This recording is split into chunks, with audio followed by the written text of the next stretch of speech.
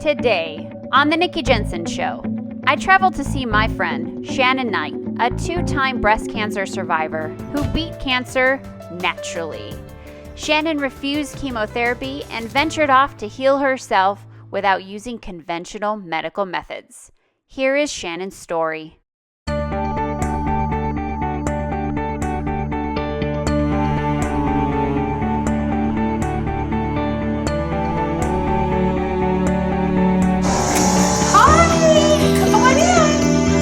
Come on. I'm so happy to see you. There's my be grateful sign. Thank you so much for taking the time out to be with me today. I'm so excited to talk with you. First and foremost, this information about how to heal yourself naturally is so important. I agree. Thank you for having me. I've had cancer twice, stage 3 and stage 4. The first time I was diagnosed was, I'll never forget, it was my brother's birthday, July 19th, 2006. And it rocked my world, turned it upside down. Mm-hmm. I felt I was too young to go through something like that, and I certainly felt immune for some reason to something like that because my diet wasn't necessarily unhealthy. It just was a shock that it would happen to me. I immediately made sure that I was hooked up with a university in Seattle, Washington. So I went to the University of Washington there. And the only options I was given were mastectomy, bilateral, chemotherapy, radiation, and hormone therapy, tamoxifen. When you go to your consultation at a university, at least the university that I went to, you have interns coming in and practicing how to basically break the news and offer recommendations of treatment. Mm-hmm. And you're also offered studies that you can be a part of. It's very long. Mm-hmm. And that's what happened. I spent about 6.5 hours there, and the choices I had were very daunting to me. So I did agree to do one thing, and that was the surgery. When I did the surgery, I immediately got a staph infection. Probably the symptoms started 3 days later, inflammation, fever, and within a couple of weeks, I was back in surgery, removing the tissue expanders, which is for plastic surgery, to reconstruct. While I was going through that time, I learned about alternative cancer treatments. Mm-hmm. That wasn't even my first thought when I was diagnosed. I was looking at the choices I had of chemo. Mm-hmm. So I can only imagine what women are going through. I had an opportunity, I had a gap, a window of time to slow down and take a look because I was too sick to do chemotherapy. So this is when I was introduced to some of the minor things, not minor, but inflammation causes cancer. Enzymes reduce inflammation. So I started enzymes. And I started learning about diet, but juicing was never brought up. I was so sick that it was broth. How can we get some nutrients in me? So it was just these green drinks from a vitamin store. Mm-hmm. And I learned that I could somehow get through each day with treatments that were liquefied, mm-hmm. because I couldn't eat, until the infection was gone. When the infection finally was gone, I had gained so much knowledge that I didn't want to do chemotherapy. In my family, cancer runs rampant. We've had a lot of death, and that was with chemotherapy. 1 is too many, 2 is too many. Mm-hmm. We've had more than that in our family. Mm-hmm. So I didn't want to be the family member that everybody was going to a funeral. You have a twin sister. Yes, I do. Who was also diagnosed? Yes. Before or after your diagnosis? 5 years. After. Which kind of falls in line with that emotional connection. Mm-hmm. She was going through a lot of emotional challenges, mm-hmm. including me fighting cancer. Mm-hmm. And 5 years later, she was diagnosed. She's in her second year She went to the same hospital I went to, CMN Hospital. People always ask me, she beat it. Wow. She's in her second year of recovery. She beat it naturally? Yes, She no did? chemo. Wow. No chemo. Did So she both of us also beat it. have surgery? She had surgery after for prophylactic reasons. Okay. She didn't want it to come back. And I think that's a very personal decision. And it's not an easy decision. No. Cancer is terrifying. So she's doing wonderful. She's following probably a lot of the same supplement program items that I'm taking right now. We both do enzymes. We both take the turmeric. We're not juicers, but we'll incorporate that once in a while. Just, a green juice or something, but we don't do that on a daily basis. We eat our vegetables. We follow primarily what you would call a ketogenic diet. Okay. Or paleo. Low sugar. Definitely low sugar. We both use stevia.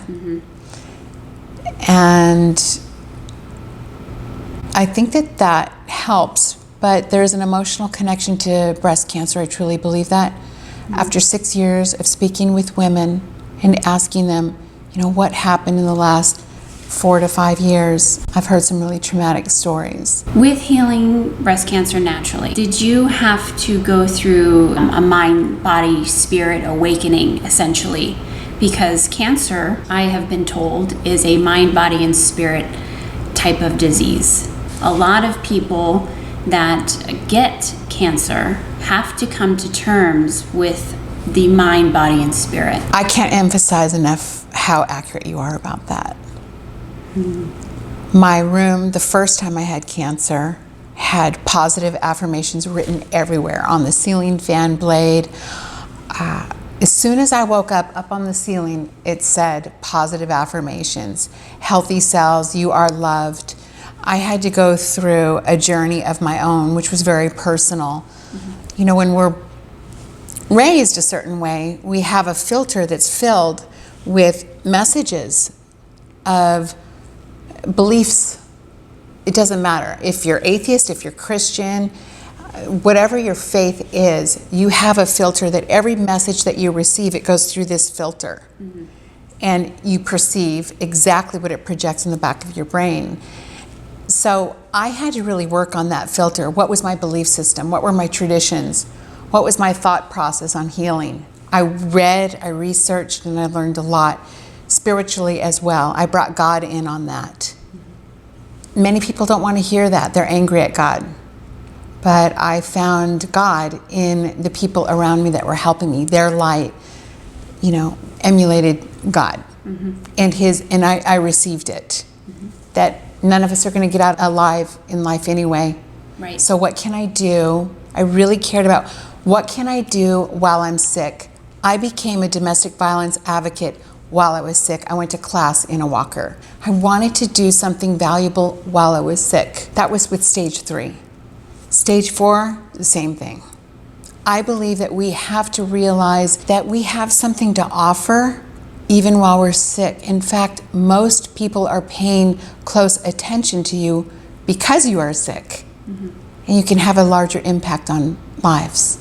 Right. They're listening. Take me back to your first diagnosis. So you were confronted with all these options, including chemo. You chose not to do chemotherapy. That's right. Then you made the choice to heal yourself naturally and go that route. Yes. Was there a thought in your mind that this might not work? The thought that went through my mind, this is when I actually got closer to God, and I'm sorry to bring up faith, but I have to tell you how my journey went. I couldn't count on anybody. I could only pray and listen to my intuition. Should I do this or should I not? Right. So this became a daily thing for me. I began journaling. I started writing down because I was angry. I was so sick because of 2 knee replacements, foot surgery, gallbladder surgery, uterine ablation, complications with the bilateral mastectomy. I was bedridden, and if I was awake early at 6 a.m., I was pretty angry because it meant I was going to be awake that much longer with nothing to do. I went into kind of a self-pity mode, but at least I recognized it and decided that I wanted to somehow get out of that rut and find a way to be grateful again. I felt myself spiraling downward, going into a depression. So I'm grateful that I recognized it. I started a gratitude journal and writing down 5 things that I was grateful for. And I was a little bit sarcastic at first. Thank you for my pillow. Thank you for the air that I breathe. Thank you for this soup spoon. Because I was pushing myself to do it. You know that old saying, if you're not happy, smile, fake it until the rest of your body catches on. And that's what I did. And that's when I got my daughter to help me post the positive affirmations. And it worked. Yeah. It's not easy. It doesn't come naturally. It's hard work to put things into place, pull them out of a toolbox, and set yourself up so that no matter which way you look, you've got something cheering you on. Yeah. Was there a point in your healing process that you said to yourself, I can't do this by myself? How in Yes. the world will I be able to do this alone? How do you have the knowledge? How do you have the expertise? Did you doubt yourself? I went through periods at nighttime where I thought that I was kidding myself and doubted and never forgot that we're all going to go. So maybe your expectations are not realistic from this. And I was only doing at the time, the first time I had cancer, I just went to a little clinic that's not even there anymore in Arizona. And the first week I was there, I was laying down, I was so sick. And then I started to gain energy, and then my hope started to spiral up. I got angry at God. I'll never forget, I'm just going to say it like it is. I was in the tub, I was listening to music, and I just splashed in the water, and I started yelling at God, why aren't you helping me? I'm hurting, I'm sick. I really got mad, but at least I was acknowledging Him. And just about after that time when I got back from Arizona, things started to look up, and I got better. And went to the University of Washington and got my results back that the cancer, there was no evidence of disease at that time. I started getting asthma and coughing and would go to the hospital, and they would do breathing treatments and give me, an inhaler. And that progressed to chest pain. Went to my general practitioner. They said it was costochondritis. And when I went, it was always so painful that I would go to the ER. I'd work out my shift, complete it, and drive myself to the ER, and they said it was costochondritis and asthma. I never got those records from the tests, the MRI results, which showed suspicious for metastatic disease.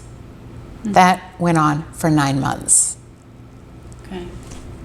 So at that point, did you realize this could be cancer again? No. I think there's a strong sense of denial that is not even planned. You think, well, they said I'm well. I've had asthma before. They're telling me it's costochondritis. It must be. But by the time the wedding was approaching for my son, who was getting married, I couldn't even get to his rehearsal. I knew I was in trouble. So that's when I finally went to an oncologist. By the way, I was getting my lab results. This is so important, this information I'm going to share with you. Getting your blood work done for a tumor marker to see if it's elevated, it's not reliable. Through this whole journey, my blood work has always shown 17. It's always been in the normal range. Here I am with metastatic disease walking around with it in all lobes of my lungs, my sternum, my ribs, underneath my collarbone, right behind my trachea. Stage 4, aggressive ductal carcinoma. Wow. blood work was perfect from UCLA. How does that happen? It's kind of like, the best way I can describe it is like an idiot light. I used to call it idiot light in my car. The light can go on and say your brakes aren't working, and then you'll take your car in, but your brakes are fine. Or your brakes are not fine, and the indicator light for your brakes Never goes on. never goes off. Same thing. Okay. After your second diagnosis of cancer, did you say to yourself, I'm going to have to do conventional healing this time? Am I going to have to Never. go through chemo and maybe I should do that instead of healing it naturally because maybe it didn't work? Did that go through your mind? What went through my mind, I immediately told my girlfriends in Seattle, Washington. I had moved from Seattle to California. It never occurred to me to do the chemo because there's two types of fears that I've learned from talking with women for 6 years. One, they're absolutely terrified to do anything except chemo, radiation, and surgery. They're going to follow the doctor's orders. It's no different than a baby being born and you need a C-section. Right. I was the other way. I was terrified of being that one 6 feet under and everybody coming to my funeral. I was terrified of the chemo, so I was in denial about doing the chemo. Interesting. Very And interesting. I think that there are a lot of people like that. I haven't met them. So I'm grateful to be here and speak with you today because that is extremely courageous. It takes a certain person to go outside of the boundaries, to go outside of conventional medicine, who's telling you you have to do it this way. And you looked outside the box and said, no, I'm going to speak for myself. I was getting calls on Fridays from the University of Washington the first time when I had stage 3, as if it was a sales call telling me I needed to make an appointment with my oncologist to schedule chemo. It was definitely an eye-opening experience to see. I mean, I worked for Victoria's Secret for 15 years. I know what it's like. I know what a sales pitch sounds like. This was a sale trying to get me in. I didn't hear them caring about me. Right. Now, I don't think this is for every doctor or every hospital or cancer clinic, but in my situation, that is definitely what was going on. And when I had stage 4, I got a staph infection and pneumonia in my lungs, and I was losing weight rapidly just from the infection. So it really wasn't an option for me. So I had to find something to get in the battle. Right. To get on that battlefield, I had to find something. And I do refer to it as a battle because those cancer cells are trying to attack and take over. And we have to look at it for what it is. Yes, I'm Christian. Yes, I have faith. I believe in miracles. But you're under attack.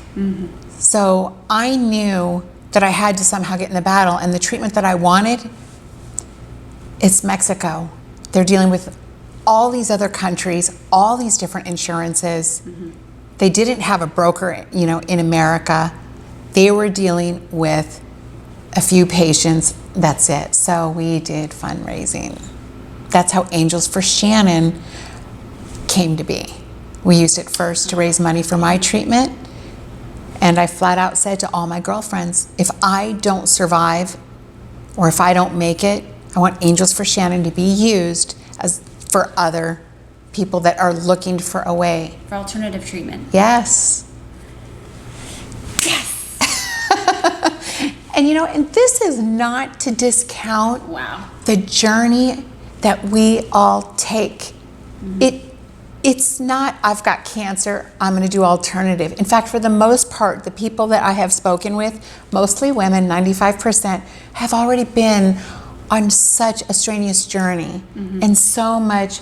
It's overwhelming to decide how to save your own life. It's like being in an airplane with the passengers. The pilot says, you think you're going to Hawaii, and the pilot says the plane's going down. Everybody on the ground, your loved ones, they get it that you're in trouble. You're allowed to talk to them on the cell phone. They're all giving their input and advice on what you should do, how to hold the seat cushion. they saw something, do it this way. But the pilot said, no chance of survival. So we're all talking with each other because we're in this battle together of how to live, but everyone else that's watching us is in a different situation. We're preparing to quite possibly say goodbye to everybody. They're preparing to say goodbye to one person, us.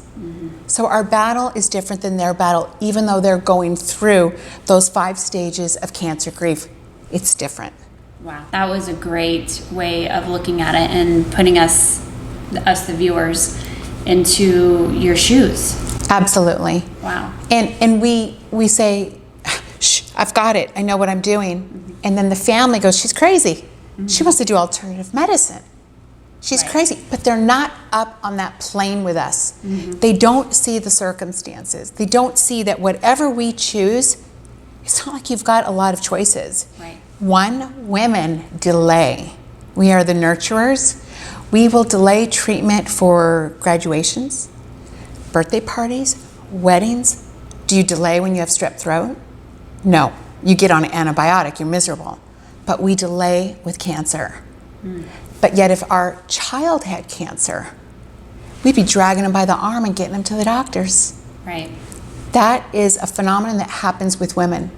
And because they can't see the multiplication and replication of cancer cells multiplying and dividing and growing, they don't understand what metastasis is and how it can go through the lymph nodes and then just land somewhere in a blood vessel and start to grow. Right. While they're sitting around planning their daughter's wedding. And that daughter who's getting married would much rather see her in the battle, fighting so that she can live and put the cancer behind her or live longer. And I understand everybody's story who is diagnosed with cancer is going to have a different thought, a different way of thinking that they can beat this. Yes. It is projected that almost everybody in the world could have cancer. By the time, 2030 rolls around, mostly everybody will have a bout of cancer. Yes, and it's That is really scary to think about.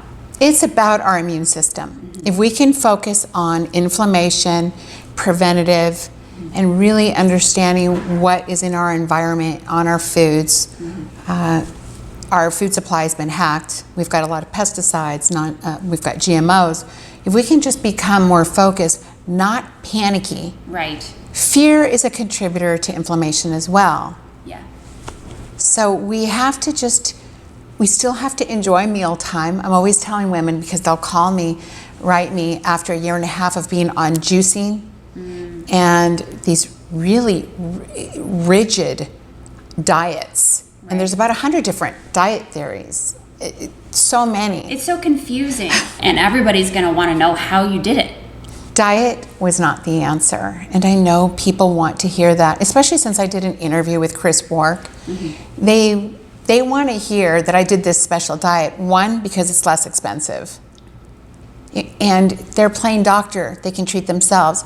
And there are wonderful success stories, wonderful, where they did the diet and they beat it. But they don't know the whole journey of that individual. And when you're stage 4, and they're telling you that you will never recover, and here I am 6 years recovered, no evidence of disease.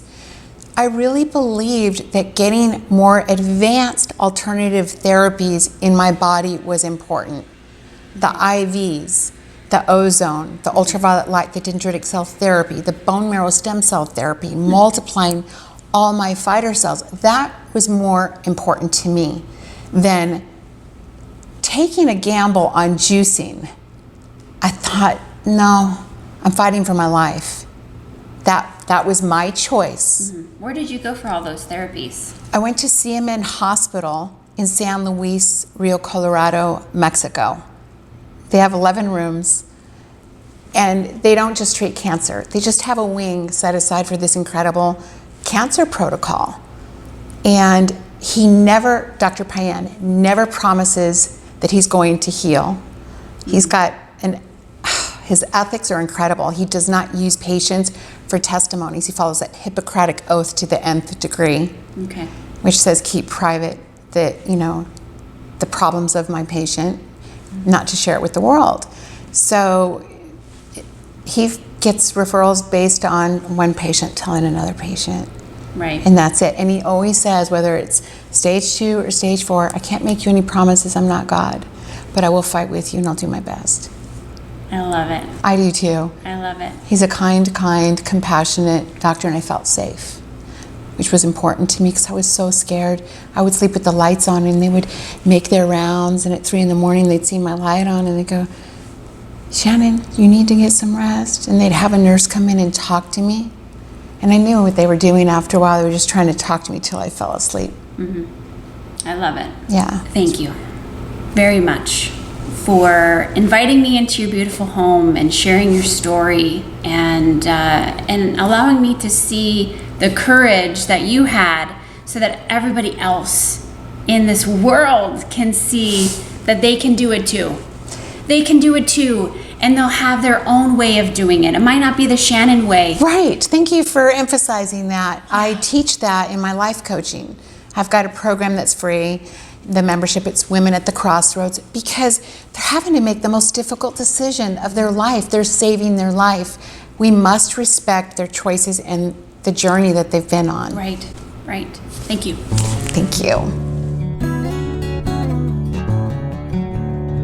I know that you said that you didn't really do a whole lot with diet, Right. but you do have a supplement regime. Yes. So can you share with everybody your supplement regime and what you do for your anti-cancer? Yes. So Supplements. I have my protein that I take Okay. once a day. So this is my protein drink. Great. So this won't make you, it's got stevia. 365. Yeah, that's the pH. Aha. Okay. Okay, so the Winnegar brothers are like my brother now. No soy, no whey, no GMOs, no preservatives, no pasteurizing, organic and wild-crafted ingredients, and it tastes scrumptious. You're just being conscientious. Yeah. Of what's in everything, Yes. but you're not going crazy. No. So I could go 3 days without this and not freak out. Okay. And have I love steak. it. I love ribeye. So, but I'm alive, okay? Yes. 6 years with stage 4, and I'll hear people argue with me, and I let them win. And say, well, I believe that happiness and enjoying my food is important too. Laughing and having fun. Yep. That glass of champagne, celebrating something, a little Bailey's on Sunday. I'm not afraid. Get it, girl. Okay? Get it. So, but I think that reducing my workload helped me a lot too. And remember, I think emotions has a lot to do with the breast cancer disease.